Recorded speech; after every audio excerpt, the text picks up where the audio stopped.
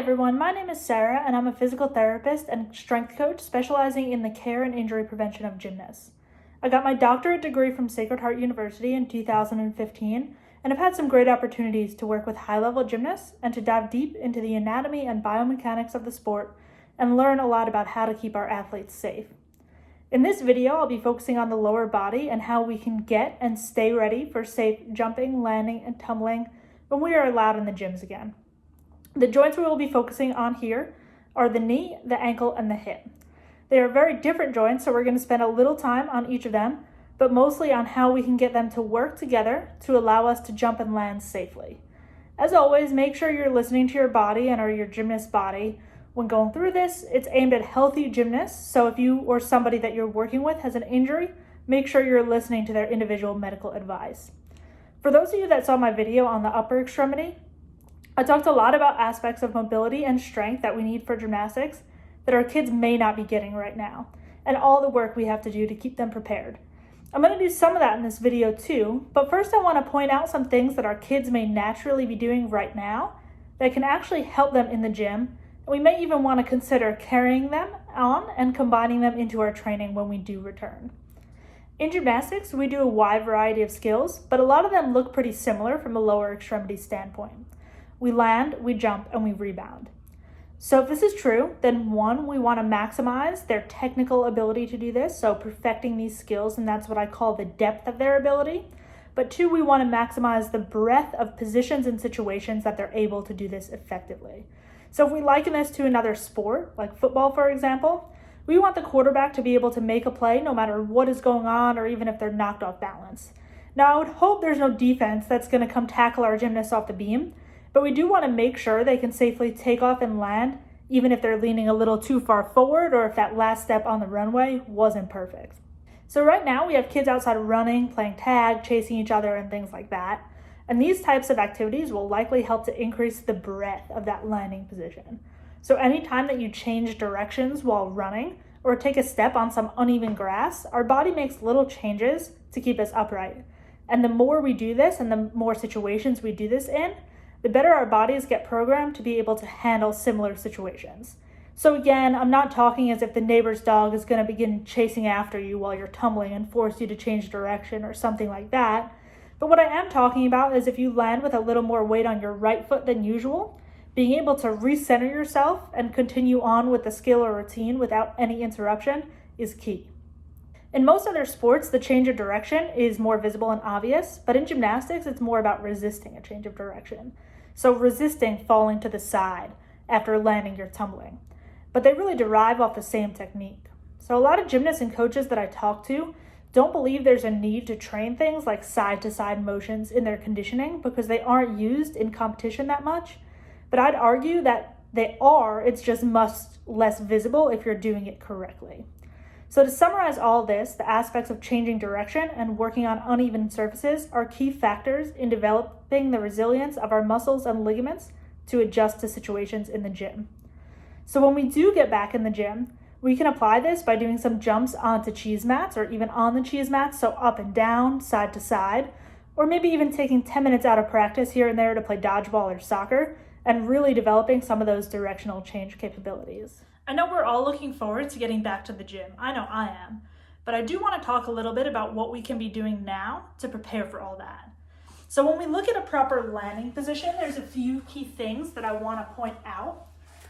So we can see that the ankles need to be flexed. Our feet are flexed. So it might be hard to notice this because we're standing on them, but nevertheless it's there. If we were to kind of sit down, take the weight off of it, that foot would be flexed. The second thing that I want to look at is our knee positioning. So our knees are directly over our ankles and under our hips. So one of the biggest problems I see, regardless of what someone's coming to see me for, foot pain, knee pain, back pain, is that their landing positions, when I watch some videos, kind of look like this. And it's just not a stable position. So I kind of liken this position to a can, and we can put some weight on top of a can. We could lay a textbook or something, and it's going to hold up right. But this, when we kind of narrow this base here, it's kind of almost like an ice cream cone.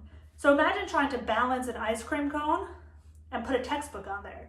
it wouldn't be very easy, right? So this is not really the stable landing position that we're looking for. Third, I want to take a look at our hips also.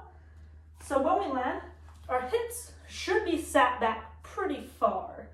So what I see a lot in gymnasts is this knee dominant landing position. Hips over the ankles, knees forward. And this just calls a lot on the quads and calves to do all the work while the hips are lazy. These glute and hip muscles are some of the largest and strongest muscles in our body. So we really want to use them to their greatest capacity when we land.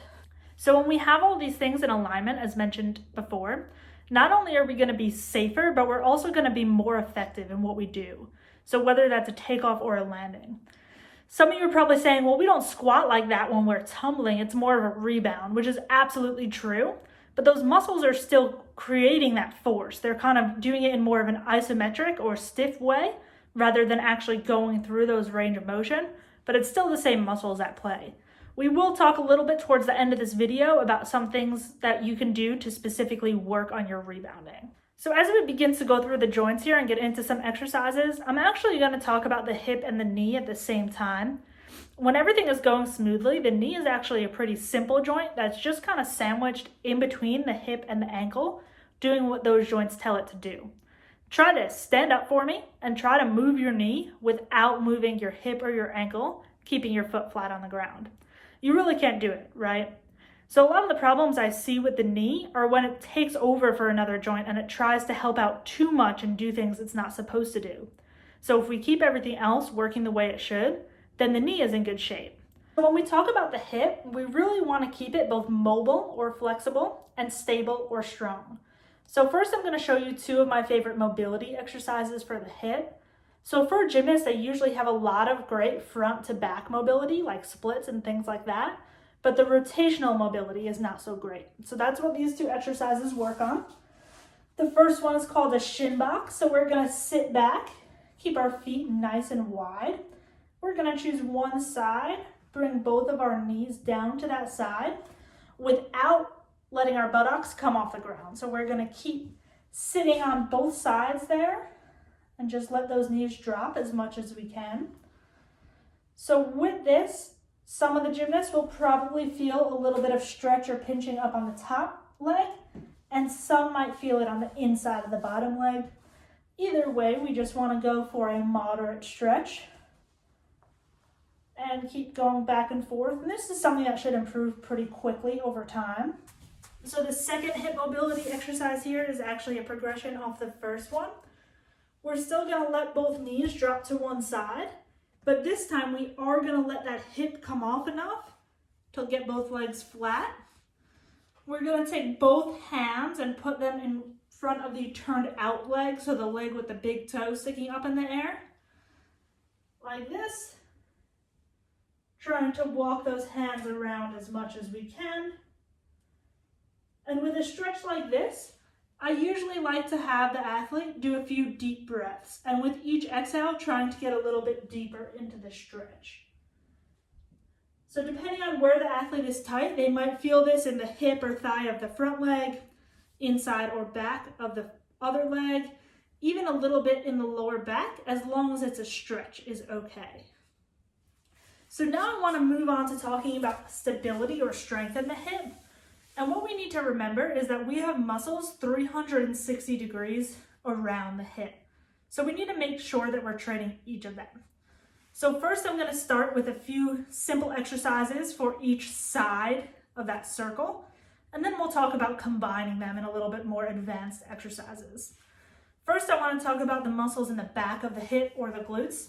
And there are probably 1,000 different exercises that we could do for that.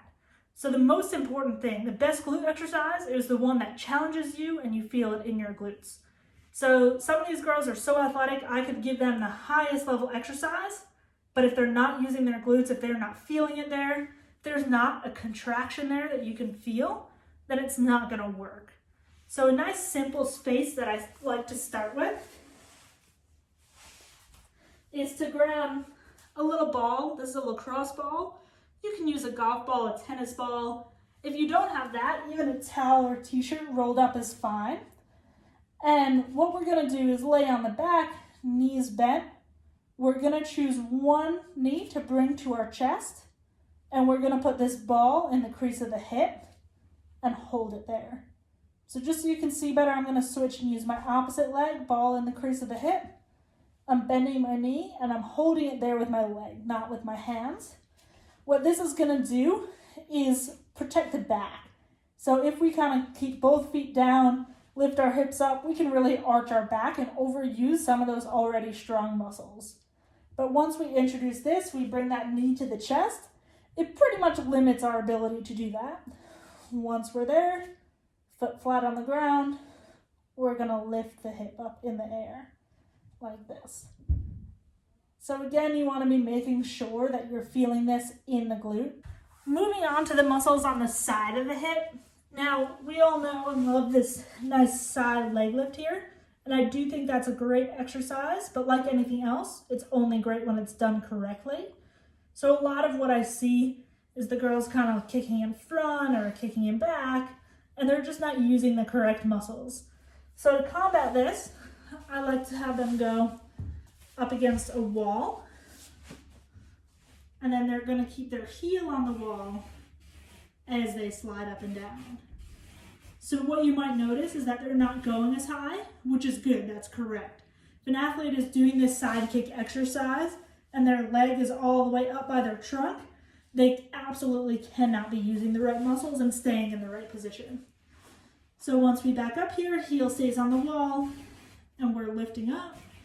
Now if you have some really advanced, some really strong gymnasts, we can even go up into a side plank and then do that same leg lift against the wall. Then to work on the muscles in the front of our hip, there's a really great and simple exercise that we can do lying down. This exercise really does a great job of working the hip flexors and the abs, which should be working together. So I know a lot of our gymnasts do have tight hip flexors, and some of them might actually have some restrictions there, but it doesn't mean that they don't also need to be strong. Especially when we're doing anything like a back pike or a double pike, even a layout is really using those hip flexors. So we want to make sure they're ready for it. Most important for this exercise, we want to keep our back flat to the ground. If we're arching, we're in bad shape. So flat to the ground, we're going to lift up our knees so that our hips and knees are both making a 90-degree angle. We're going to put one hand on each thigh. And what we're gonna do is push down with our hands, and at the same time, we're gonna push up with our legs. So nothing's actually gonna move. We're just gonna push like this, and it's gonna create some nice abdominal and hip flexor tension. So this is something I'd usually like to work up to 10-second hold for 10 repetitions. So finally, we need to talk about the muscles on the inside of the hip. There's actually two groups that we need to work on here. So the muscles that keep our legs together, and then the muscles that rotate our hips inward. So neither of these things are something that I find a lot as problematic in gymnasts. I think just because of the nature of their sport and they're always squeezing their legs together, things like that. But it might be worth it to try these two exercises. If the gymnasts have no problem with them, they can complete each one for 20 repetitions or so, then it's probably not something you need to worry about. But if they do have some trouble, this might be an area to address. So for the first one, we're gonna sit on a chair. And what we're gonna do is grab a ball, a towel, something that we can put between our knees just to make sure that they stay together. And then from this position, we're gonna send both feet out to opposite sides and back. And we wanna be holding for 2 or 3 seconds. And again, if we can do about 20 repetitions of this without a problem, we're in pretty good shape. If it's a problem before that, it might be something just to work up to, just to make sure that those muscles are strong and prepared. Then the second exercise, we can use that same chair. You want to make sure it's something sturdy. If not, really a bench, like for a bench press, is really ideal, but we will work with what we have.